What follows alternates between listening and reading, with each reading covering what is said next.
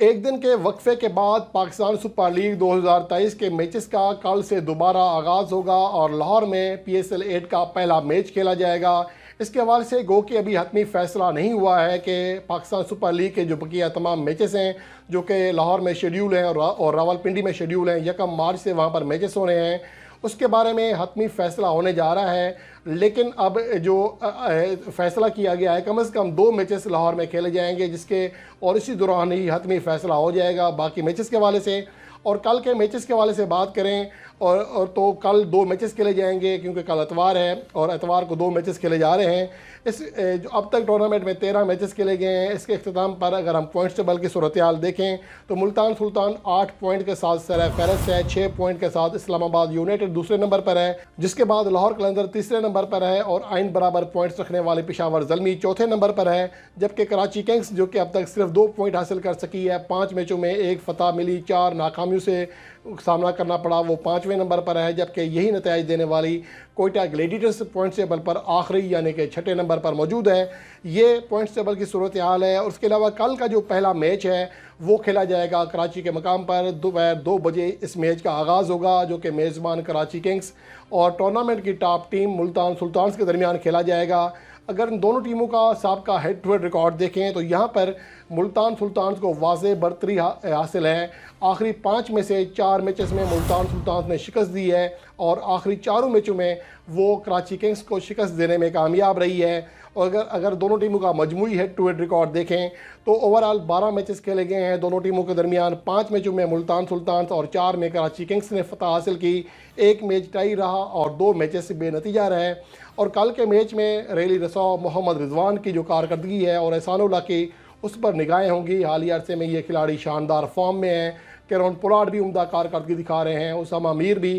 तो यूँ जो मुल्तान सुल्तान की टीम है वो ज़्यादा बेहतर है, ज़्यादा मुतवाज़न है। उनके जो प्लेइंग 11 है या उनका स्क्वाड है उसमें गो के बड़े नाम शामिल नहीं हैं ख़ास तौर पर बॉलिंग के अतबार से, लेकिन इसके बावजूद उनके बॉलर्स ने जो बॉलिंग चार्ट है उसकी टॉप पोजीशन पर कब्ज़ा जमाया हुआ है। एहसानुल्लाह सबसे ऊपर हैं, उसामा मीर जो है वो भी शानदार कारकर्दगी दिखा रहे हैं। तो ये उनके मेन प्लेयर होंगे जो कि जिनके ऊपर निगाह होगी। और कल कराची किंग्स अपने ओपनिंग बैट्समैन जेम्स वेंस के अलावा इमाद वसीम पर भी निगाह रखेगी जो कि गुज़श्ता मैच में अच्छी कारकर्दगी दिखाने में कामयाब रहे थे। जेम्स वेंस, इमाद वसीम ने टूर्नामेंट में शानदार कारकर्दगी दिखाई है और ये उनके प्लेयर हैं। और इसके अलावा जो दूसरा मैच खेला जाएगा वो लाहौर के एक इजाफी स्टेडियम में खेला जाएगा शाम 7 बजे। इस मैच में मेज़बान लाहौर पेशावर ज़ल्मी का मुकाबला करेगी।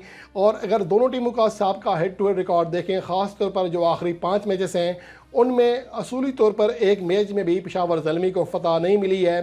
4 मैचों में लाहौर कलंदर ने पेशावर ज़ल्मी को शिकस्त दी, जबकि आखिरी जो मैच था वो टाई रहा था, लेकिन पावर प्ले में इस मैच में पेशावर ज़ल्मी ने कामयाबी हासिल की थी।